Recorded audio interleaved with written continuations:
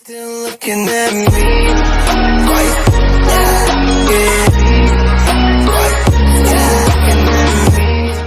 And what is up, Money Gang? It's your boy, the multitasker, Money Avenger, back with another reaction video.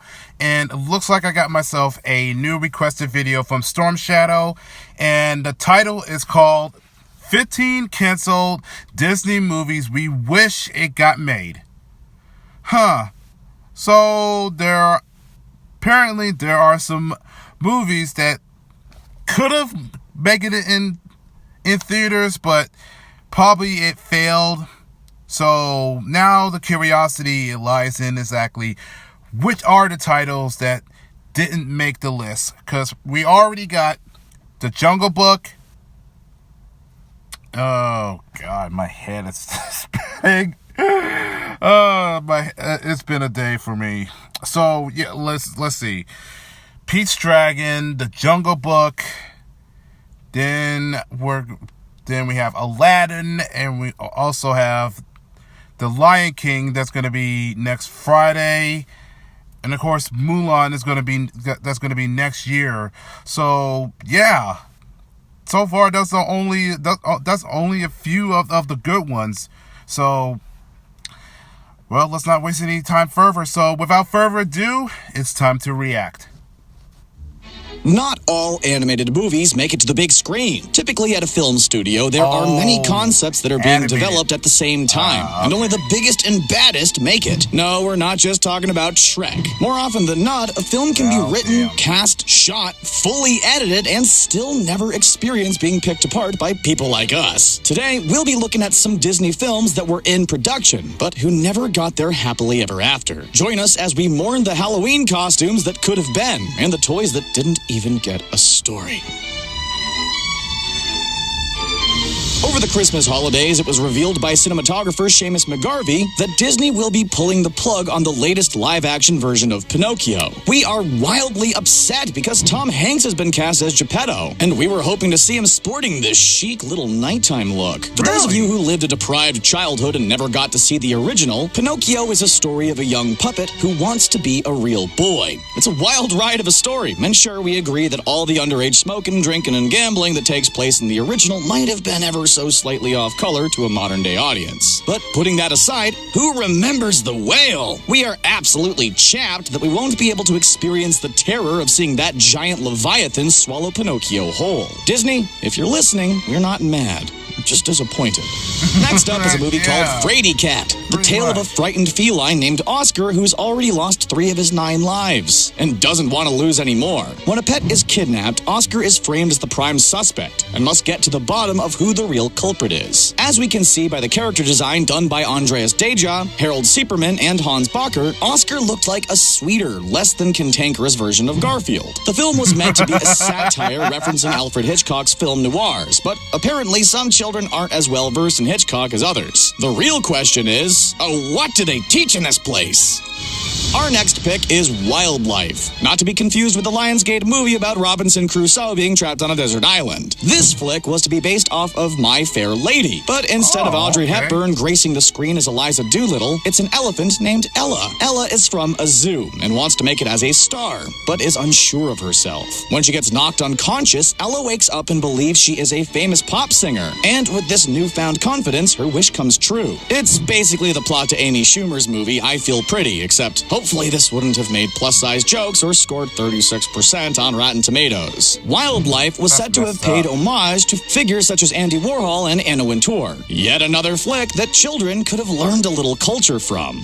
The Emperor and the Nightingale is a Hans Christian Andersen story that Disney was in the process of adapting. The film was supposed to have used paper cutout animation to tell the traditional tale, and have none other than the mouse himself be a part of the cast. The story goes that an emperor falls in love with the sound of a nightingale, but upon hearing a mechanical bird, gives up his feathered friend in exchange for the machine. When the emperor gets sick, it's only his true nightingale that can restore his health. This could have been a cautionary tale for our tech-obsessed generation. We're guessing if you're watching this, odds are you're one of them. Our next I film would like choice to was see based that on the story also. by Philip K. Dick's King of the Elves. It's about an older Elves. man named Calder who, upon finding that the Elf King has died in his bed while hosting him, he becomes the new leader of the elves and begrudgingly accepts to protect them. A relatable tale, because who hasn't had this happen to them? In the story, Calder rises to the challenge and battles many trolls in defense of his new friends. Just imagine this unlikely old man hero fighting off the wickedness of the world. Gandalf would have had some heavy competition. While the film was gaining traction in 2012 and was even supposed to rival Frozen with a holiday release, it was quickly abandoned, which effectively ruined Christmas for all of us. Honestly, we just hope those elves are doing okay after their king got dethroned. Up next is the tale of a cocky rooster named Chanticleer, who believes his loud crowing is what makes the sun rise. The trouble is, everyone else on the farm believes him, which doesn't help his already inflated ego. When Rainer, the evil fox, comes to town in a disguise, the farm animals fall in love with him and want him to replace Chanticleer as their leader. Our hero eventually figures out Reynard's plan, and spoiler, although I guess this is nothing to spoil because this will never come out, saves his friends and transforms into the true hero we always thought he was. The House of Mouse did a lot of work on this one throughout the 40s, 50s, and 60s, and wanted to make it into a musical, but ended up scrapping it and developing The Sword in the Stone instead. Luckily, some of the character design lived on in Disney's Robin Hood. Yeah, Here is what remember our that. feathered friend might have looked like. For a while probably there, what Disney they- was what they adapting were a Terry going with. Pratchett novel called Mort. In the film, our protagonist Mort is being trained by the personification of death to be his apprentice. During his training process, things go south when Mort rescues a princess from assassination, and thus changes the fabric of his world. But he couldn't help it. Just look at her. This Tim Burton-esque looking film could have been a Halloween classic, but the project was cut for two reasons. Number one, Pratchett had sold the rights of the film as a package, and Disney didn't want to take on an entire franchise. Thank you very much. And two, maybe, just maybe, death being a main character could freak kids out. Are we crazy? Just spitballing.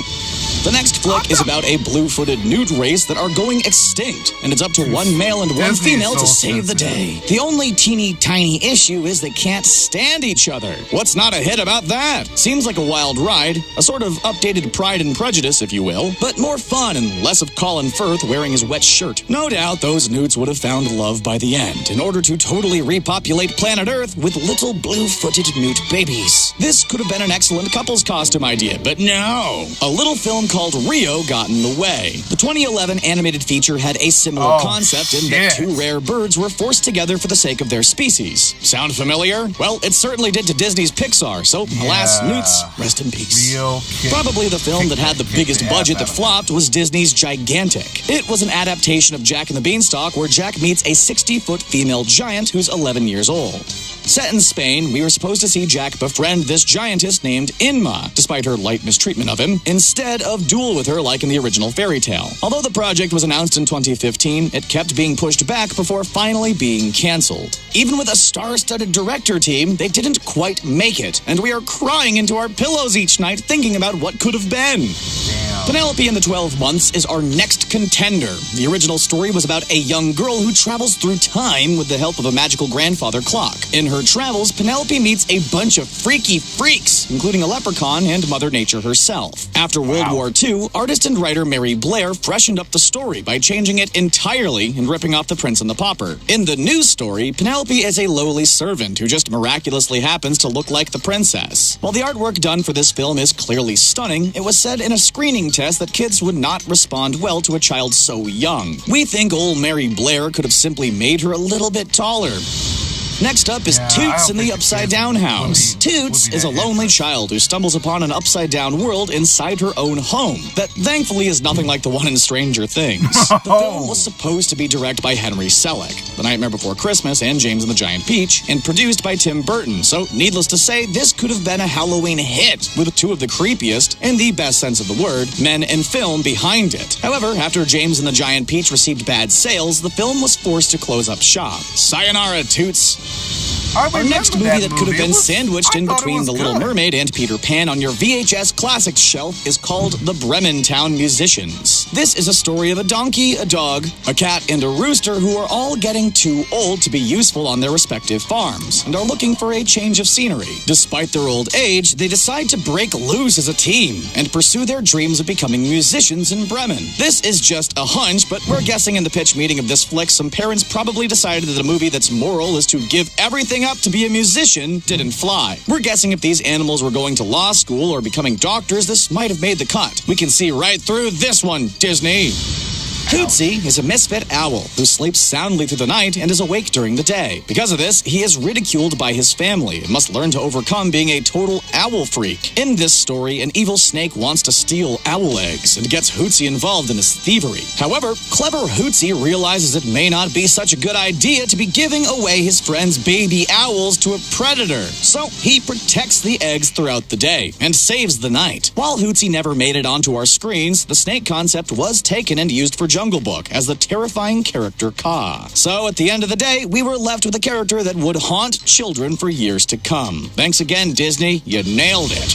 In Witch, adapted from the book by Eva Ibbotson, a famous magician named Ahriman the Awful goes looking for love. And instead of using the old-fashioned way, Tinder, he decides to make things a little more interesting and hosts a contest for eligible women who must use their powers to battle for his affection. Because his bride must possess the darkest of powers, it's no surprise that some total bad witches show up to compete. Women like Mother Bloodworth, Ethel Feebag, and the Shouter sisters roll up and present him their most terrible spells.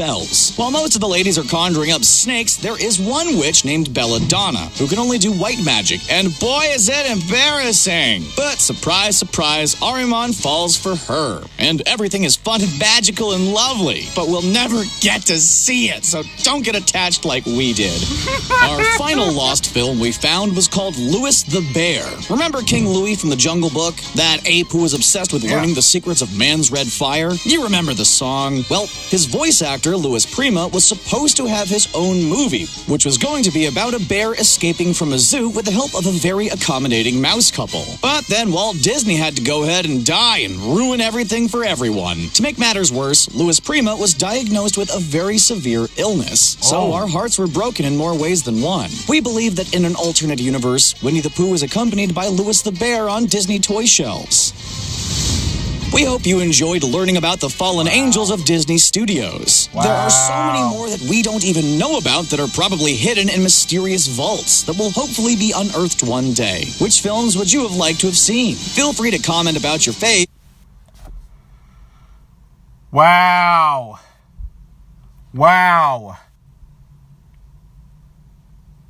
That is just... Damn. So, there were some interesting projects.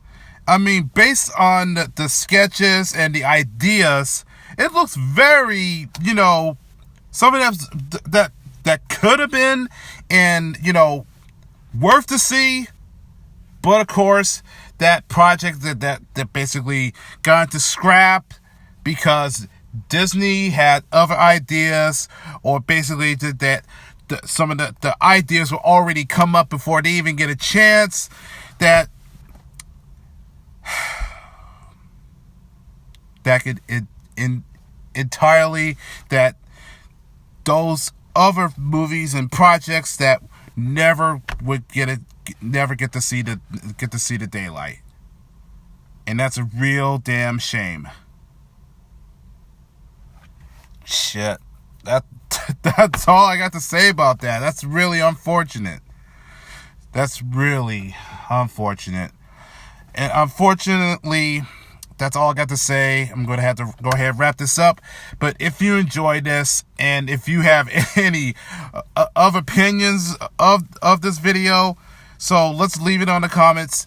But also leave a like, nothing more, nothing less. And as always, I'm Mighty signing out, but I will catch you all in the next video. So take care, everybody, and also have a good night.